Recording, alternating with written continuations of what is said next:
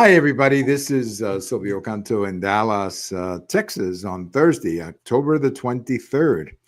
And, we really love talking about Latin America. It's one of our favorite topics. And today we have one of our favorite people to develop this topic of Latin America and specifically Bolivia. So let me say hello to Mailyn Salabarria. How are you, Mailyn? Hi, hola. I'm very good. Thank Well, you. Thank thank you. you Well, you again. look great. You look great. Thank I don't know. you. You look great. So and of course, you are among many things a public speaker. You were born in Cuba. I was too. But you and I, of course, have a different story, which I always find fascinating to talk to people. Obviously, as you know, I was born just a few years before the famous Revolucion. And spent, I left in 1964, so I wasn't there I experienced too much of it, as it turned out. But you were a little younger and had a chance to actually grow up and experience the so-called revolucion firsthand. Yeah. And then, of course, like Mhm. so many others of your generation, you became disenchanted by it, which is what happens to so many people. So we're going to talk today. You'll talk briefly about Cuba at the end. We're also going to mention at the end about your traveling plans. They're going to start calling you the traveling lady. At the end of the program, we'll bring up your traveling and speaking plans that are just absolutely fascinating. I'm sure if you had a reunion with your university students in Cuba, they would never believe what you're No. about to do. What you're about to do in what I guess this is the Czech Republic that you're going to be going to. So Yes. Yes. let's keep that in suspense. But let's get Okay. into the topic of Bolivia. Mailyn, Bolivia is one of those countries that we don't talk too much about. I personally, I think my very first reference to Bolivia was when Che Guevara was killed in Bolivia in 1967. I remember that day quite well because I got home from school and my mother said, "Mataron al Che." So I have to give my wonderful late mother a little credit here because it wasn't like she just found out. We had known for a couple of days that they were hunting him in Bolivia because that had been the news, that they had spotted him down there and eventually executed him. So that was one reference that I had to Bolivia. And then, a couple of friends that you meet over the years. I love their music, by the way. That's a wonderful thing in Bolivia. And then, of course, here very recently, we've had a very consequential presidential election in Bolivia, and that's what you're going to be developing today. A presidential election that we hope is the beginning of maybe a trend among some Latin American countries. We've had some good changes in Paraguay. We've had some good changes in Argentina over the last year or so.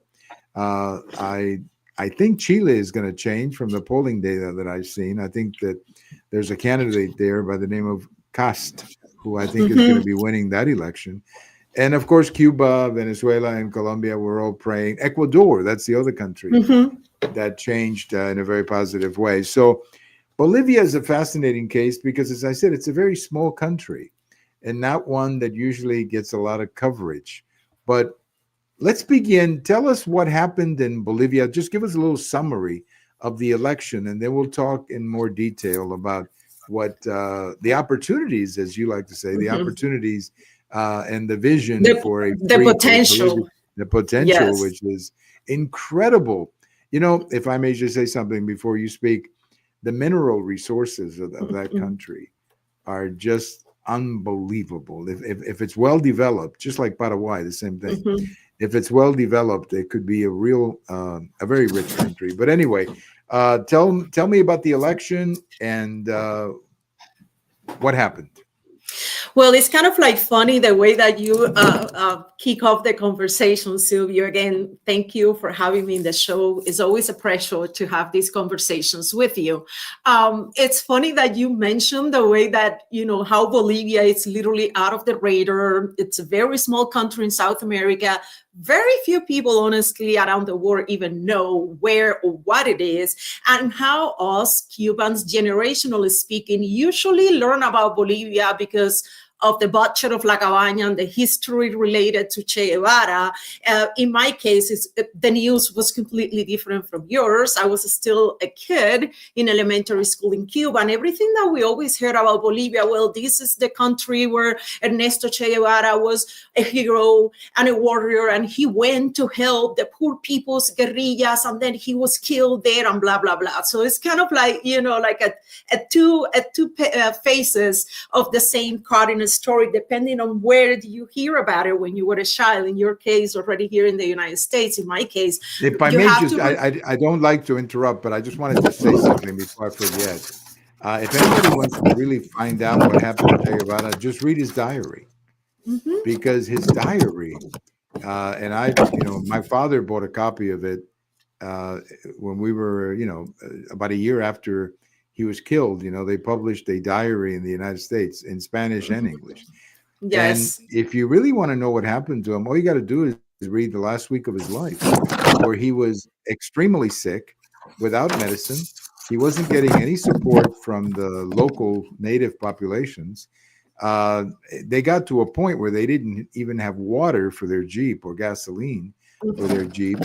And honestly, he was probably lucky that he got captured, because that may have been the only food he had. So I didn't mean to cut you off, but I just wanted to put that in, because this image of the great warrior who went to save the native people in Bolivia, there is a reference in his diary too, by the way, if I may interrupt you one more time, where he himself said that he there's a story of how he went up to a bunch of villages and he said, "I'm here to save you." And they looked at him and said, "You mean a white guy from Argentina is coming to save us?" And I think that's when he got a lesson, maybe the last lesson, that Bolivia was not Cuba. But anyway, forgive me for interrupting you.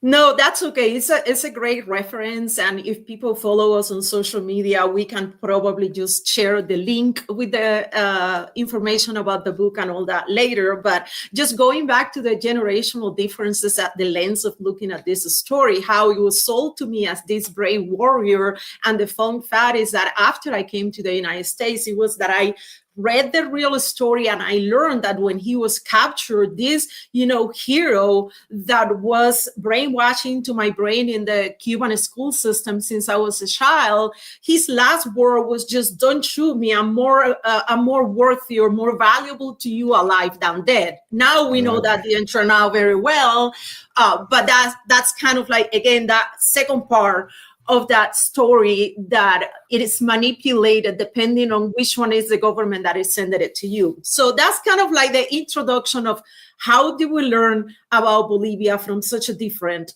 background. I think that what happened with the first round of the elections was already, in my opinion, at least, that I have been paying attention to a lot of what has been happening in Latin America lately. The first round of the elections was like a huge wake-up call. The fact that the Socialist Party, led by Evo Morales, the MAS, end up going from a majority in their assembly to only one seat was like a surrounding message all over Latin America of people saying we are sick and tired of the corruption and the poverty that centralized socialist government control bring to our daily life. We're done with it, and we're going to vote accordingly. The second great hopeful, or how is it the analysts say, cautiously optimistic signs that I saw after that election was that the two runner-ups for the second runoff of the elections, when I started researching a little bit who they are, what they're doing, what's their platform, this and that, you could see that it was like a 180 degrees transformation into looking for candidates that are pro-free market, restoring the legal system in the country, cutting off corruption, opening and protecting private property, protecting natural individual rights of the citizens, which is the definition of how a true society based in freedom should be. So that was kind of like a really, really good first sign. But, you're still like a little, especially us Cubans, we have been fighting and exposing corrupt socialism for more than 66 years now. We're kind of like always like, it's really exciting, but I don't want to get too excited because with these commies, you never know. So that was kind of like, the initial of it. And then seeing now the final results and how President-elect Rodrigo Paz Pereira end up, in charge of the mandate for the presidential direction of the country has been really, really a good news. I think that there is just like another country that joined this trend in Latin America, again, where the resounding message, I think, is twofold. Number one is demonstrating in the voting booth that this whole generational concept that the only way that Latin American can operate is under collectivism and only voting for corrupt socialists that are always selling poor people that we're going to make your life better, this and that. And at the end, poor people end up living in misery and the corrupt ones in power are the only ones living the life. People got tired of it. And Right. Number two, it was that resounding message that this consequential of it's like the real life lab class that centralized economy and collectivism doesn't work. Right. That the only thing that brings is violation of individual and property rights, poverty and misery to people, regardless of the country, regardless of the language that they speak, or regardless of how the socialists and the collectivists, achieve power in those countries. So I think, again, it was just a great news to see the platform of President-elect Paz bringing into the presidency of Bolivia now, and seeing that now the country has the potential to join this trend of so many other South and Central American countries that basically said, we're done. It's time to return to the basics of freedom and free market. That's it. That's it. No, and it's a very interesting point because I just wanted to add a couple of things. I made myself a note here that Rodrigo Paz, or President-elect Rodrigo Paz, is 58 years old. I just saw that. Mm-hmm. Well, if he's 58 years old, then that means he was born the year that Che was killed. I don't know. There's an interesting... that is just a very... he is 58, so I just did a quick math. Mm-hmm. And that takes me back. Now, we don't know if he was born in 68. Mm-hmm. And so I don't know exactly that it was 67, but it is the fact that he's 58 years old. That means he was born about the time that Che Guevara was executed, which was in October of 1967. So I just thought that was an interesting... a very interesting, yeah. Yes, history, it's funny how history will do that to you. And we'll come up with things like that. The other thing too, and I have found this, I think we saw that in pre-Castro Cuba, and I've seen that in many other countries, that very often those people that we assume want socialism, the natives, the lower class or whatever, in fact, they turn out to be extremely good entrepreneurs. Mm-hmm. That they're actually extremely good at being capitalists. And if you just leave them alone, of course, you have to leave them alone. If you leave them alone, they turn out to be great capitalists because they'll have little businesses and their communities will prosper. And, we may not think of them as as industrialists or something, but they're very good entrepreneurs and they know how to survive. Because it's human. Yeah, it's human nature. It's exactly. Human nature. It's the only way that you can have human ingenuity prosper and flourish is just providing the rule of law, the legal framework to protect individual freedoms and property rights, and open the market to the way that is supposed to work under the market forces. Past that, let people alone and let them develop their full potential. That's how economies grow and that's how societies prosper. Right. And we call that, we call it economic sovereignty. Basically just leaving people alone and letting them prosper and get government out of the way, which is what, again, I go back to pre-Castro Cuba. Look how prosperous the countryside was. and Cuba was before communism. Now, something else too that you mentioned, or that we should talk about, is that one of the things that has to happen in Bolivia now, of course, they have to deliver justice and accountability for because I mean, some very bad things were done, unfortunately. And I'm hoping that Paz can do that in a serious way without, repeating the mistakes that the communists make. But there has to be some accountability and justice. And also, I think Bolivia, I mentioned before the natural resources, but the location of Bolivia, right next to Paraguay, right next to Brazil, is just a tremendous location, for example, to develop new industries like, these people who work from home. They're called nomads, I guess, is what they're referred to. So the potential for Bolivia is so huge that, one can only wonder. I wonder if they keep it up and they continue with this economic sovereignty and protecting property rights, this could be a middle class country in 20 or 30 years, rather prosperous. And it's just amazing to me the potential that it has, Mailyn.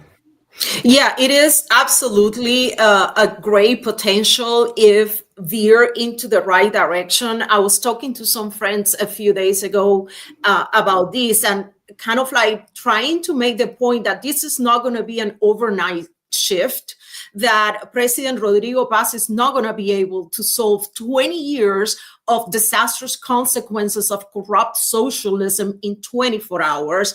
But again, like we were saying before, we can be, I think, pretty cautiously optimistic that if given the opportunity to implement the mandate that he has given based on the platform that he ran off, the country has the potential to become like a golden jewel in the middle of South America, joining again the forces and the changes that are already happening in Paraguay, that are already happening in Argentina, hopefully also in Chile and Brazil. Just imagine a Mercosur that instead of being an elite socialist club becomes actually a free market-oriented regional force. It's literally, the sky is the limit. Definitely, I think the new administration, like I was saying before, is going to have like very specific work of undoing the disaster of socialism first. We are talking about restoring the rule of law, like you were mentioning before, deliver justice, accountability, and protection of individual rights for all the cases of abuses, human trafficking, sexual trafficking, corruption, you name it, because probably they can read a book about all the disasters that socialists did in the last 20 years. There has to be also like a complete shift into the economy of the country, where we need to start seeing legislation that are investor friendly, a stable currency nationwide that can give not only nomads like you were mentioning, but investors, a small, middle, it doesn't matter the size. You have to give them the confidence to say, I see the potential in being part of the development of this country's economy. And then this is the legal framework that is going to help me make the decision that, yes, I'm going to go ahead and invest there. Again, go ahead and finish. 2 decades of socialism is going to take some time, Silvio. We're talking about inflation, fuel shortages. I think that President Paz was talking earlier this morning about that. Frozen investment climate. Like I was telling you, when people saw what was happening there, even if your business is a lemonade stand, you're going to say, I am not going to risk my capital, my company, and my investment into this country when this is the picture that I'm seeing in front of my eyes. Absolutely. So definitely, I think that tackling that, which is the definition of restore the concept of limited government and basically shrink this monster of centralized economy that socialist governments usually end up implementing in the countries where they are in power. Now, let me tell you something that I found very positive about President Paz and the things that he has said. When he aligned himself, and I thought this was really smart of him, when he aligned himself with Secretary Rubio or the United States, President Trump, the Trump administration, on fighting the narcos, because I think that's a big problem they have. in that part of the world, whether it's Paraguay or even Brazil has that problem in those areas. So when he aligned himself and said, we're going to work with the United States, it's the same thing happening in Ecuador. That I think means if you're an investor, that's something positive, because one of the consequences of the narco traffic is that they really become a threat to business people. And when you've got to pay somebody to protect you, that kind of thing. So I think that hurts. I mean, I think, for example, Colombia has been hurt a great deal by this. Venezuela has been hurt a great deal by this, and I would argue Mexico too. Yeah. Although that's a much bigger country. So I think when President Paz, by the way, isn't it great to have a president who has the name of your capital city? Of the capital of the country. I think it's great. I think so. Imagine having a president in Cuba named President La Habana or something. Yeah. Like that would be something. But but I think it's a great coincidence, but a good one. But I think that I thought that was a very smart thing, because one of the things under the current Trump administration that we're seeing is, because of Secretary Rubio, we're focusing in Latin America, and we're really bailing out and saying to a country like Ecuador, hey, it's okay to fight the narcos because we got your back. And before, that wasn't true. I mean, if you decided to get into a fight with the narcos, the United States, you were on your own. You're on your own, and that's a very difficult thing to do, especially for a country like Ecuador or Bolivia. You can't. So I'm optimistic. I agree with you, cautiously optimistic. Me too. Yes. But and you're right. Sometimes there's disenchantment in what could happen. But the one thing I like, not just in Paraguay and in Peru now with the new president, and now in Bolivia and Ecuador, is that I think good people running the country. Good men in these four countries, 4 good men who are running the country. And that makes me optimistic right there, Mailyn. Absolutely. I think that not only good men, is that if you look at the trend of these countries that we have been mentioning that give us hope, look at them. They are, number one, relatively young men. When you study their professional backgrounds, they are not demagogues. They are professionals. They were people that were doing something productive before they decided to run for politics. We're talking about economists. We're talking about business owners. We're talking about people that know how to build something, regardless of which business area is that what they were doing before.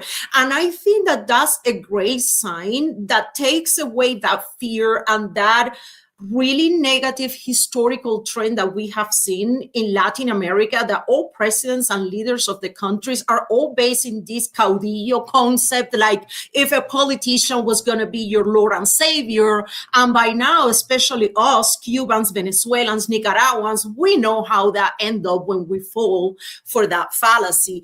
I wanted to kind of like tap back a little bit in something that you were mentioning, Silvio, with, the whole picture that President-elect Paz has in front of him right now. And it is when you were mentioning about delivering justice and, in a way that make accountability and transparency part of this transition government, where people who committed crimes in the last 20 years are brought to justice. Justice is really, really important, because it's the only way to demonstrate with facts and with actual action that the new administration is really invested in tackling the corruption and the traffic of influence that was permeating Bolivia before. This is sadly one of the things that have been the biggest problem of Latin American politics, I don't know, since forever. So I believe that creating independent oversight bodies to do this type of accountability and transparency with people who committed crimes before, during the mass rule in Bolivia is going to be really important. I believe that modernizing and establishing accountability measure for the judicial system in the country is going to be equally important. And all that has to be done at the same time that you ensure minorities and indigenous peoples individual rights, the same way that you would do it for the rest of the population. This has to become a great opportunity that a new administration can demonstrate with actions that freedom isn't only for those connected with the Socialist Party or the elites that have money, that the rule of law and individual rights and individual freedoms can be guaranteed and protected for every citizen in the country. Right. And that's especially true in Bolivia, given the history of Bolivia and the what has to be said, and that is that many of these indigenous populations, let's just say, they have not been treated with the respect I think that they deserve. So, and this is why I'm optimistic about President Paz, or President-elect Paz, because I think he loves the country. And that to me is a very important quality, that you love the country, meaning you understand that in order for your country to succeed, everybody's got to be in the game. And I just get the feeling from listening to him, and I don't know him personally, of course, but I have an impression. And I get the impression that he loves Bolivia. He loves the country. And that's why I'm optimistic, because to me, that's very important if you love the country. Absolutely. Which is something that I believe will eventually earn the respect of many of those indigenous populations. And Bolivia is a huge situation. I also have a friend from Bolivia one time who explained to me that the country, there's really like two cities in Bolivia. You have La Paz, and then there's the other big city there. And these two cities apparently are very different. Sucre, I think it's called, the other one.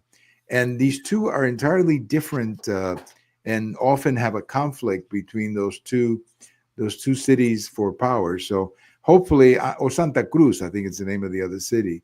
But either way, I mean, these are things that a man who loves the country would understand. And I'm going to bet that cautiously optimistic, like you said, but I'm going to bet on President Paz being a successful and important person in Bolivian history, who I think will go down as someone who will put the country on the right course. I'm not being, super optimistic. I'm being realistic, I think, but I think it's important. I feel good about him. I really do.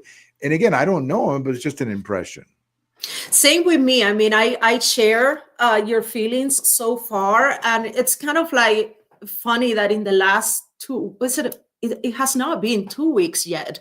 I think I'm kind of like losing track of my calendar these days, but I made little notes about 3 or 4 breaking news or points that made me like a little bit, like it raised my bar of cautious optimism like a little bit higher. Number one, it was when he decided to reestablish the relationship with the United States in the way that it was prior to socialism control in Bolivia. Number two, like the part of the messaging since he won the election has been one that really resonates with me. The motto of the administration I've been reading that has been defined to be fe, patria y familia, which means faith, country, and family. Those 3 are the foundations of Western society. When you are trying, especially to rebuild a country from the ashes of collectivism, it's very important to have anchor your programs, your agendas, everything that you want to do with your government, not in the things that you want or the things that people believe the government should or shouldn't do, but the things that anchor an entire nation and a society. So that was a really, really good news, at least for me, when I read about it. Number 3, when he announced, I think it was yesterday or the day before, that Cuba, Venezuela, and Nicaragua are not welcome in the inauguration of his administration. I'm like, when I read that, I was like, I don't know this guy, but I'm already kind of like loving him. And I think The other one that it was really impressive, it was how he immediately called Maria Corina Machado, congratulate her for winning the Nobel Prize.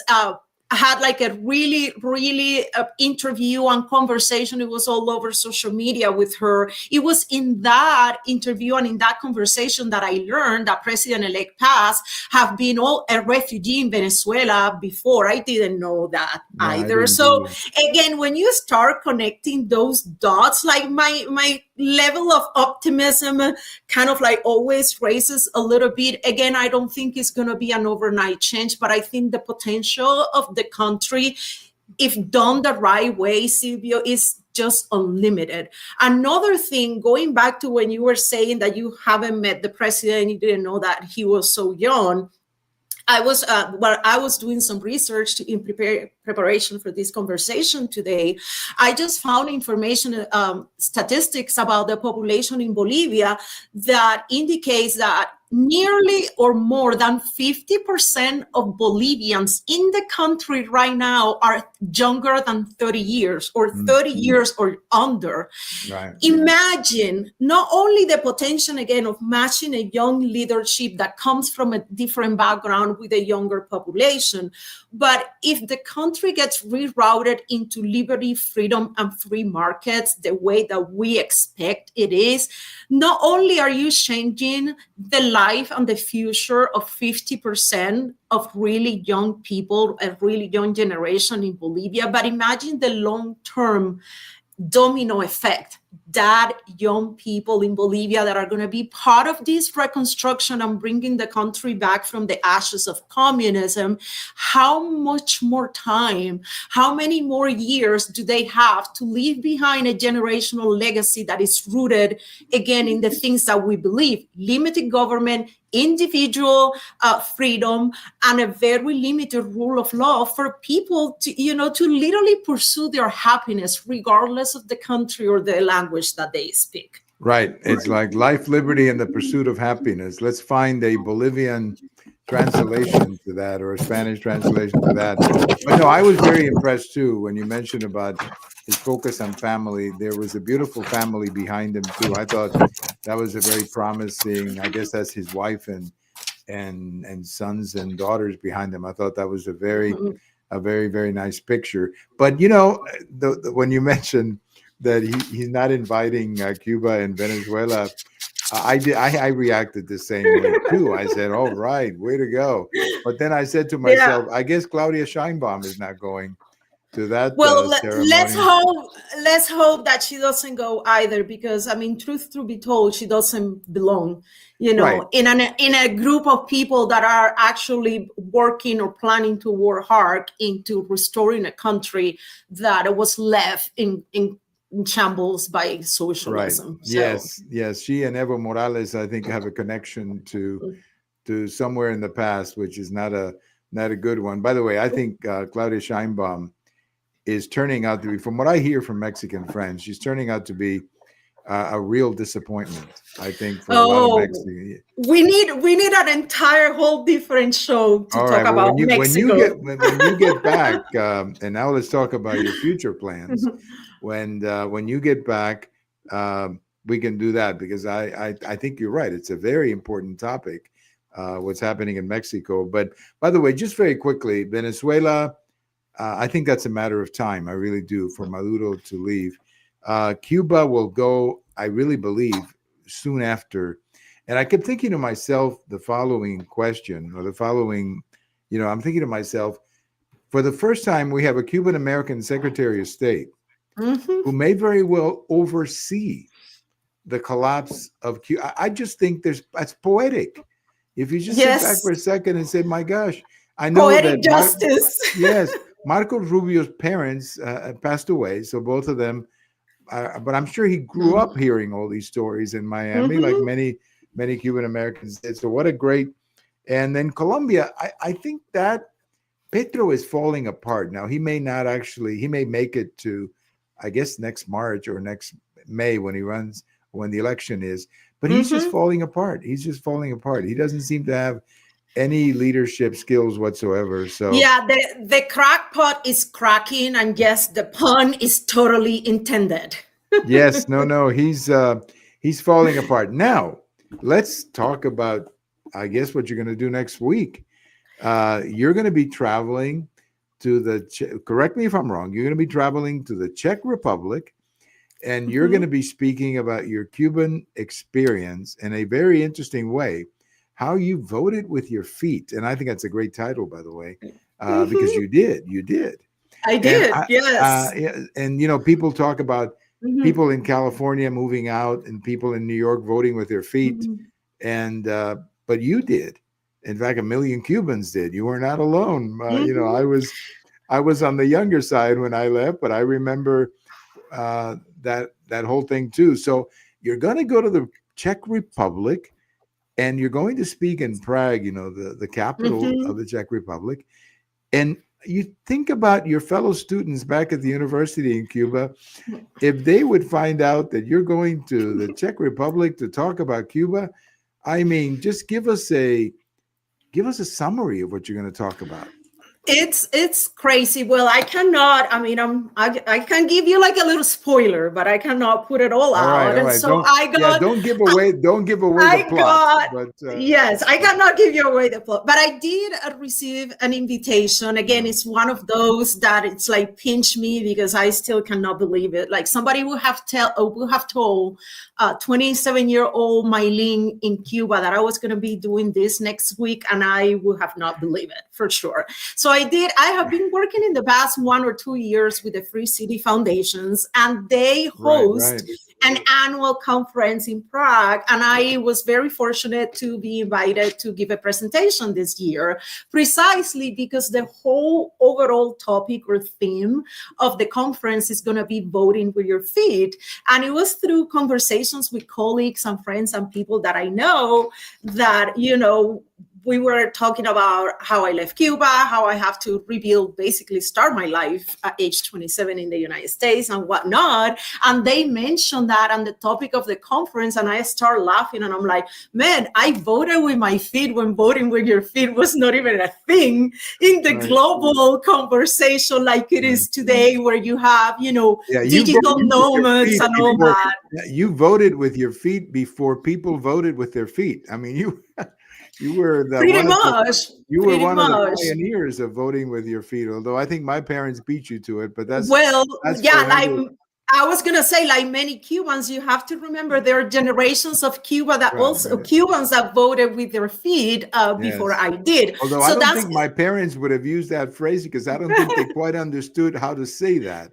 So you know what I mean? I think it's kind of a phrase that you can use, you know, that makes, you know, it sounds different now than it would have whenever so the main topic is just, you know, that messaging of how you need, when you're not given an opportunity to live life and your project of life in the freedom predicament that you're meant to, you need to, like that English phrase says, or idiom says, it's like you need to literally put your money where your mouth is. In my case, it was packing my entire life in 2 suitcases and arriving to the United States with those 2 cases and $200 in my pockets. Granted, nowadays, for people that are looking Plan B as an alternative to escape tyrannical and overtaxed societies, it might look different, but the concept is the same. The idea of individual freedom and this pursuit of our life project, or, you know, liberty and happiness, like we say in the founding documents of the United States, somebody that I appreciate very much told me not that long ago, is not planted on the ground. Right. It's not a tree. It's not rooted in one specific geographical location. It's an ideal. And each one of us, as freedom-loving individuals, I personally believe that we have the duty and the responsibility to bring those ideals and to bring that vision and that project wherever we are, wherever we go. So that's going to be like the whole project of it. And I am really looking forward to it. It's going to be next week. The conference conference is going to last like for 4 days. Some of the sessions are going to be live stream, mostly on X. So I highly recommend your audience, if you want to follow both of us on X, you can see my handle there. You can also look for the Free City Conference on X and the Free City Foundation. I'll be doing 2 presentations, I believe, in that schedule, but we have a wonderful lineup of speakers for this event. We're talking about cutting edge technology, like the creators, the people that are actually doing the hard work to make these projects feasible and viable anywhere in the world where you choose to do it. Well, you give us a heads up like an hour before you're going to speak so that we remember to watch you live. But I got to tell you this, and you know, you said you left with $200. That's $200 more than we left. Because when, I don't know if you remember what it was like. I know this was before your time, but back when our family left, they took an inventory of your house, el famoso inventario, el inventario, right? So they took an inventory of your house and they kept everything. And you literally got on a plane. And this is why I love my parents so much. This is why I just admire, I mean, they're both passed away now, but I just admires not just my parents, but so many Cubans of that generation. Because when we left Cuba, we did not have a dime to our, nothing. My father didn't have any money in his wallet, literally. And when we landed in Mexico City, one of his old work buddies picked us up at the airport and took us to a hotel. Again, my father doesn't have any money yet. So the next morning, my father goes to a bank where there's a transfer from his brother who was already up here. And that is how we first had money. And it just amazes me. And that's why I love and admire my parents so much, because, you know, I have 3 sons and a few grandchildren now, as you know, and the idea that you show up in a strange city without, I mean, now I show up with a debit card, but at least I can pay for something, you know, but with literally nothing in your pocket. I mean, if that transfer had not arrived to Mexico City that first day we were there, I don't know what we would have done to eat breakfast or whatever. I mean, so I don't know. I just think that the Cuban experience is so interesting. But when you mentioned that you left with $200, I'm sorry to remind you that was $200 more than what we left with. I know. It was so different in your parents' generation. One of the kind of like, I wouldn't say backwards, but a little swap order in my case is like, in my case, I left first. Right. Alone. I didn't have any family. And then after I became an American citizen, is that I was able to get my parents out of Cuba that were already, you know, retired and elderly and whatnot. But definitely, I think it's one of those things that I have mentioned in multiple conversations, interviews and whatnot. When you think about that Cuban American history on how we decided to vote with our feet when it was not even a thing, it takes a lot of courage, Silvio. It takes a lot of courage, and I would bet that every single person you talk to and ask them about that experience, they're going to tell you exactly the same way I say that it was probably the hardest decision that I ever made in my life. However, I haven't looked back since then. No, I understand. I do not regret one single. No, and I don't. I mean, I say thank you to my parents every single day that I grew up in the United States, because my life would have been totally different. Completely, I mean, it would have been, you know, I couldn't even imagine what it would have been like, so different than it was here. Yes. But I just. I'm sorry to put in the $200 story. That's okay. Because you know, the Cubans of and you probably had relatives in that situation too. The word inventory had a totally different meaning. And how they printed a paper like this, and they would put it on the front door of the house, with everything that they would count that you could not take. And then and here's the funny part. You know, after all these years have gone by, and you sit there and you're having fun with your parents, and they remember El Mhm. Inventario, and like they would literally go down how many spoons you have, how many. I mean, it's ridiculous, all the Yeah. detail. And then, one day I said to my mom, or to my dad, or both of them, I said, I Mhm. wonder what they did with all that stuff that they took from our house. And my dad said, well, they used to send it to Russia, that they put it Oh, in a boat and send it to Russia. And I said, hopefully some nice Russian got a hold of our TV set or my father's radio, and maybe they're still using it. I don't know. But it's yeah. It's it's amazing. unreal. If we sit down and start talking about all those testimonial experiences, I mean, the only word that always comes to my mind is like, it's unbelievable. It's It is. unreal. It's unbelievable. Yeah. And again, I was just along for the ride. Okay. I mean, I wasn't a baby, but it was my parents who Yeah. were spearheading the whole thing, and the courage and what they did was beyond description. So every time I get an opportunity to, praise my parents, I always do, because what they did was Absolutely. absolutely, and Yeah. lots of others, not just, they were not the only Mhm. ones. There was lots and lots of others that did this. Well, we're looking forward to the link or your presentation in the Czech Republic about how you voted with your feet. And I don't know what to say other than good luck, and No, let us thank know you. when it happens. And as always, I appreciate so much somebody as busy as you and as Mhm. great as you to give us your time. And you're gonna, as they say in Cuba, you're gonna hit a home run with the bases loaded in I hope Czechoslovakia. so. No, you are. You Well, are. You're going to I be a smash. They're going to thank want you you. back every year. They're going Thank to you. I want you really, back every year. I really appreciate it. And again, the opportunity to discuss what is happening in our region.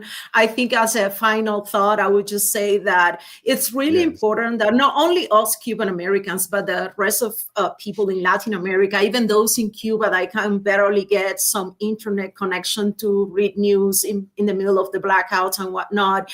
It's really important that we look at what's happening in Bolivia after so many other examples that we discussed as just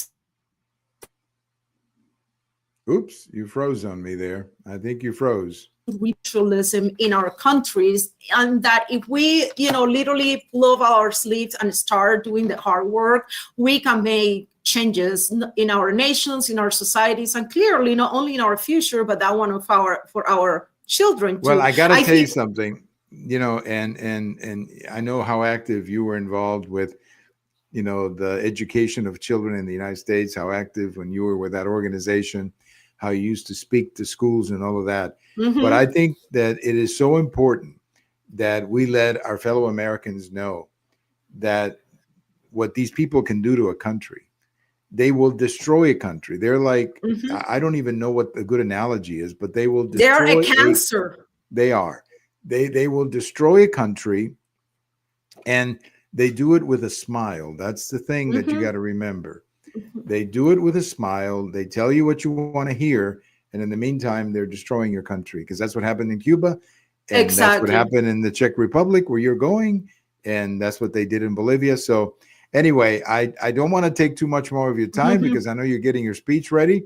And but we're looking forward to it. So you let us know when Thank you're you. on, and I'll share it with I friends. Even will. if they're not on Twitter, I'm sure we can get, or X. I guess Twitter was the old name. But I'll make sure that I'll make sure that some of the viewers that we have today, who are sending me messages telling me how great you are, I'm sure we'll have a chance to share it with them. And thank you so much for your time. We I will really do. appreciate it. Thank you. Yeah, thank you for having me once again. I think that the best idea to take home tonight is that the domino effect is real. And just to give a message of hope from our fellow Cubans that are still on the island, people in Venezuela, in Colombia, in Nicaragua, to see again Bolivia's elections result and the plan of President-elect pass as the roadmap, and the possibility that if a country like Bolivia was able to take the first step to restore freedom in their nation, other countries in the region could follow their steps and do the same. The domino effect is real. We just have to get the courage to seek that change. Well, thank you so much. That's a wonderful message, Thank Mailyn. you. And It good was luck great to to see you. you. And oh, it was wonderful as always. And you're always invited to. I know it's kind of complicated, but you came to that breakfast that we have here in Dallas one time, and everybody would love to see you back. So maybe one day you can do a presentation. I'll try to I'll try to see how we can do that. Maybe we you can do that. Yeah. Presentation about your speech. I think that would be absolutely. Yeah, we would love that. Thank you. Great. But thank you so much, and have a wonderful evening. You Joining us, what a great name as a young woman, and in her case, she left after Castro had been in power, and actually spent a lot of years under Castro in power. So she actually had the opportunity to see that, or to grow up in that.